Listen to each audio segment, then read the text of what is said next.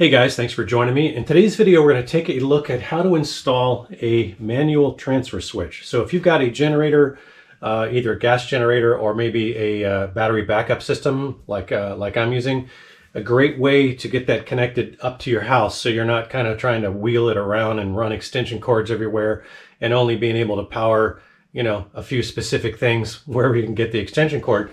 Manual transfer switch is really the best way to do that.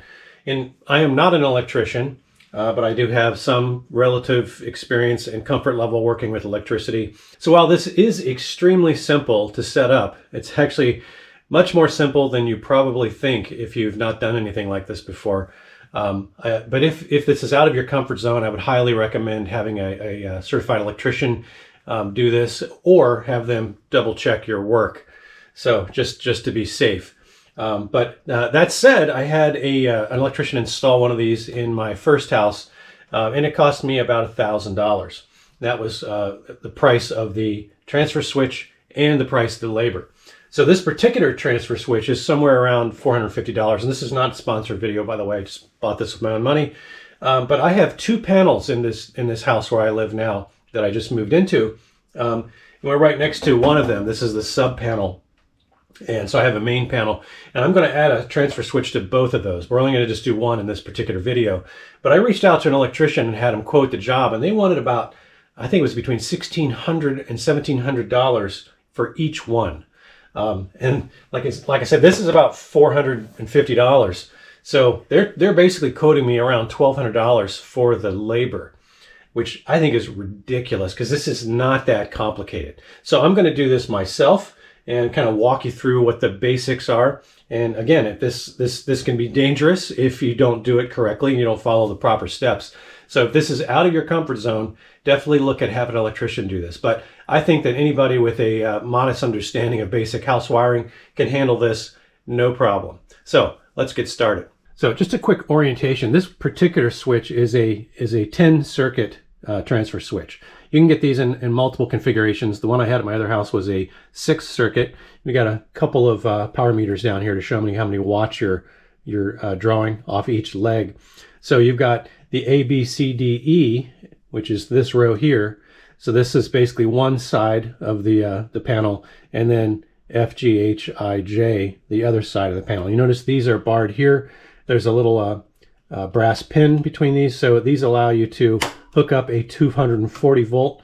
So you have basically one leg from each side of your power supply feeding these. But you can take this pin out. And in fact, I'm only going to use one of these 240 circuits.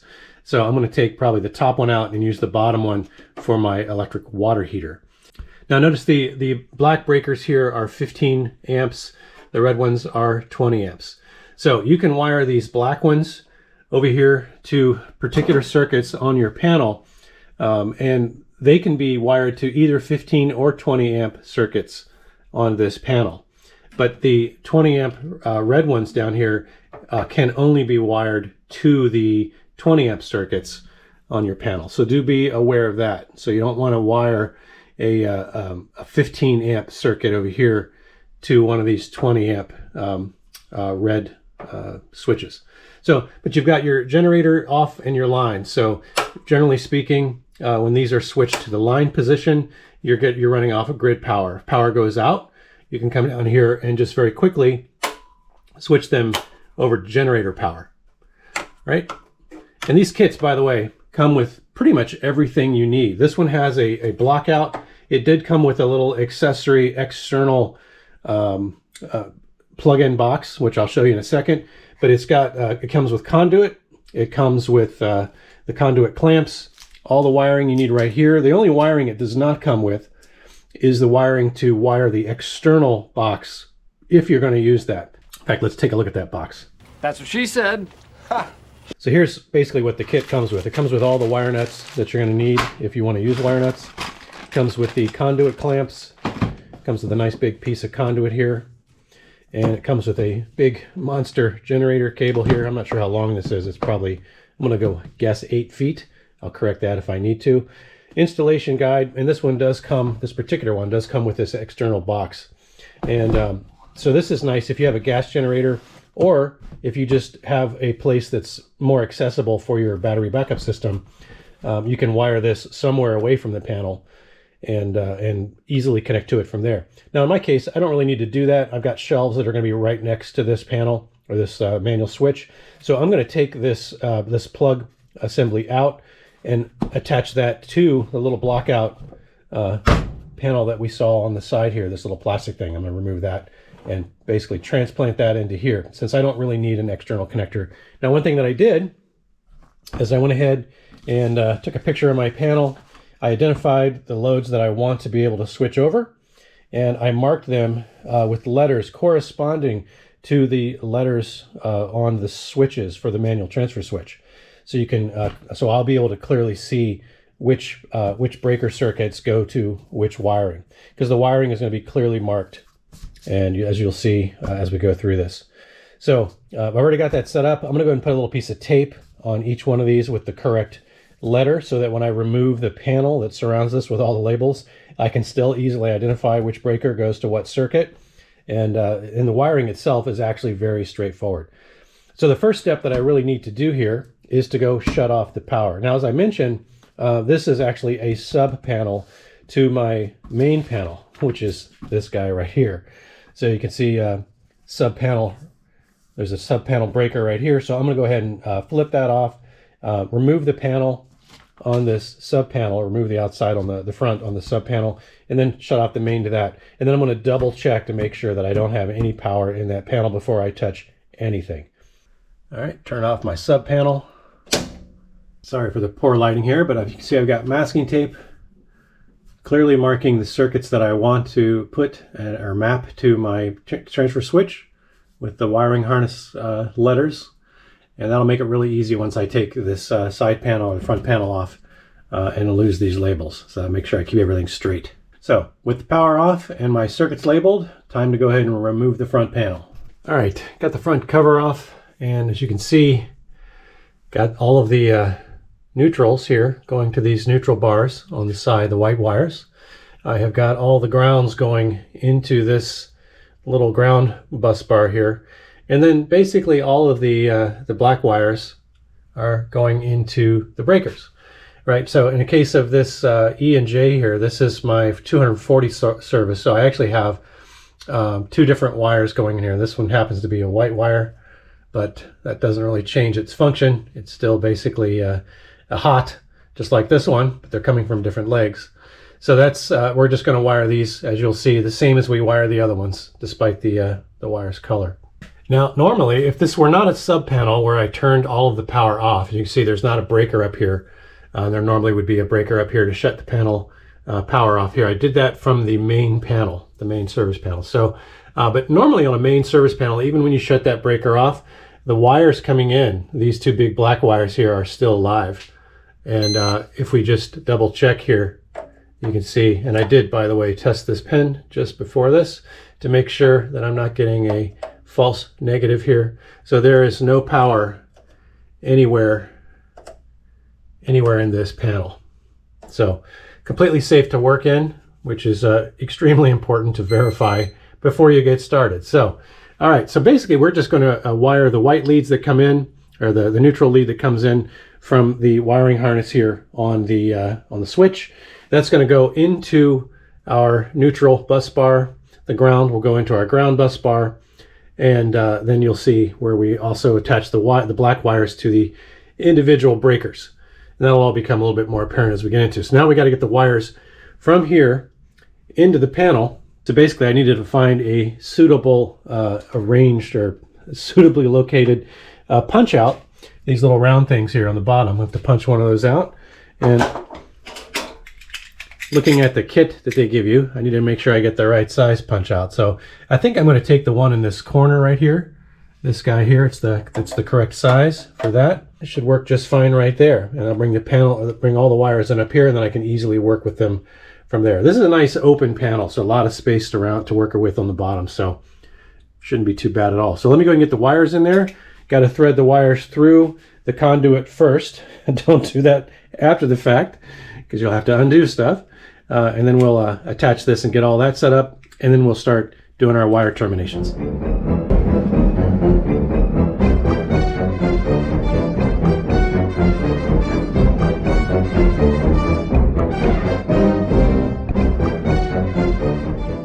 right, so who knew the hardest part of this damn job was going to be getting this conduit length correct. So I actually relocated the box down and over a little bit, and that still wasn't quite enough to get this conduit seated in here because it was a little bit too long. So I had to take it all back apart, which I was trying to avoid because these wires are different lengths. And so feeding them in and out of this conduit is quite the pain in the butt.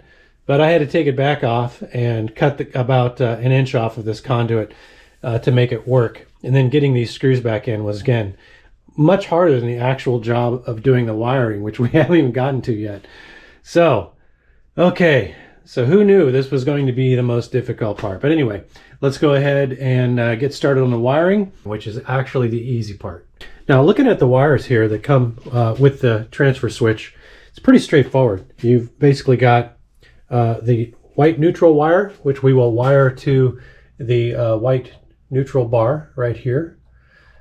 And then we have got a green wire, I think right here, and that will go to the ground bus right there.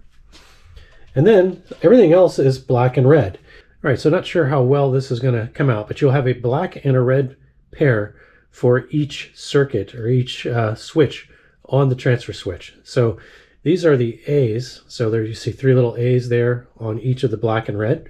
And what we're going to do is we're going to wire the red one into, in this case for the red A, is going to go and replace this black wire. And then we will wire nut the black wire that we removed to the black wire from the switch. And that will allow us to then move this circuit basically over to A on the transfer switch. I'm going to keep everything in the off position here for now until we have a chance to just test everything. But that's basically all there is to it. So I'll need to cut the wires to an appropriate length and make the connections. So I got 10 of them to do. Let's get to it.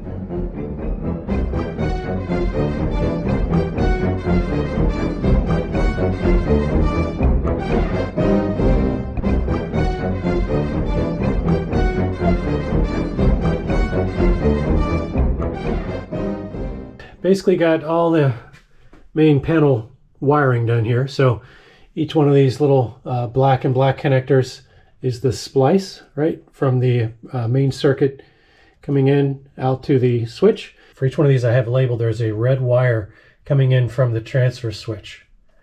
And the letter on that wire will match the letter that I have labeled each one of these for. All right, so that is done. I can button that back up. All that's really left to do is wire in the twist lock plug right here. So let me go ahead and do that. All right, I removed the little twist lock receptacle here from the external optional box here. This will come in handy because I can always add this to the outside later, you know, put another receptacle in there if I ever want to use like a gas generator outside. So I'll keep that for future possible use. This I'm going to install into here, right? And so on the back, you'll see that this is labeled, if I can get that lit up, but there is a W, and that's where the white goes into the W. The X is where the black lead goes. The Y is where the red lead goes, and then ground, of course, goes into the ground lead right there. And those terminals conveniently correspond to the 4 wires that we have in here. So we got the black lead, got the white neutral, we've got the other hot red, and then we've got the green right there. Notice here that we've got these little, on the hot leads, we've got these little clamps. These are what feed the watt meters on here that allow us to read the watts going through there. So it calculates the current going through each of these lines and gives you a watt reading conveniently on those meters. So, and by the way, I don't think I really mentioned it here, but when you're planning your setup here, you do want to try as much as possible to balance the power draw load from each side, right? So you don't want one to have all of the power, 90%. You want to try to split that 50-50 to the degree that it's possible. But you just got to get it, reasonably close. So make an effort to put your, to balance your high draw leads here across both of these little legs. That's the red and the black. All right, let me put the receptacle in, get the box wired up, and we should be ready to go. And just to explain how those wires correspond to these particular prongs, right? So you have your ground lead here, that little L shape, and then opposite of the ground you have your neutral, where the white wire goes over here. And then on either side, the top and bottom, if you want to think of it that way, these two tabs correlate to your two hot leads, the red and the black. So you get 120 volts coming in on both of these combined, which gives you your 240 volts out. Got the receptacle on there. You see the bottom screw is left off because that actually is combined with one of the mounting screws that goes on the bottom. So it's a little bit larger diameter than the other two. But got the ground, green going into ground.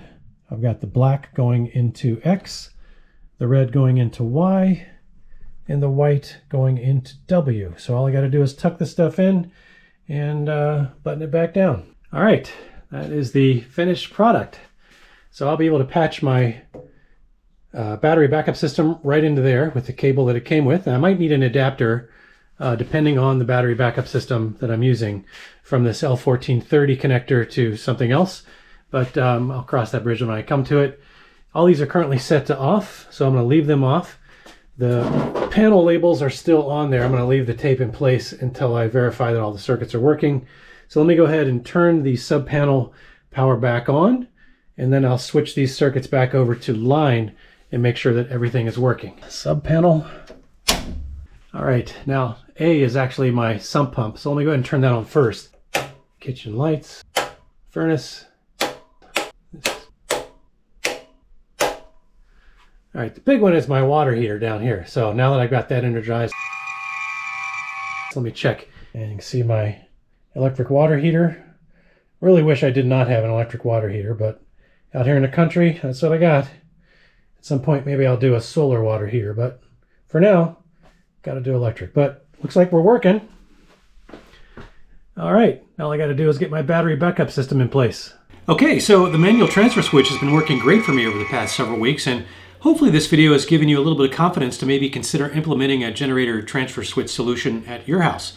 And I will reiterate, of course, that there are always inherent risks when working with electricity that should be carefully considered, and you should always consult a licensed electrician if you have any concerns about how to proceed. Now, as far as the actual manual transfer switches go, there are a number of options out there and a number of brands to choose from. And of course, Reliance Electric does make a variety of configurations to choose from. And if you happen to go with something like maybe a Blue Eddy home backup solution, Blue Eddy also has a 10 circuit option that's very similar to the one that I just showed you. And of course, I'll leave some links below in the video description for you to check out if you're interested. And if you're also curious about maybe what kinds of power stations or battery-based home backup systems that you might consider with a system like this, I'll leave links to a variety of those options for you as well. Okay, I think that about wraps it up for this video. If you did find anything in the video helpful in any way, please consider clicking the like button for me. I would really appreciate that. And if you have any other ideas for cool DIY projects that you'd like to see, feel free to leave those in the comments below. I do try to read those as much as possible, and I'm always looking for some good ideas. I do thank you for taking time to watch this video, and I do hope you'll consider joining me for the next one. Until then, have fun out there.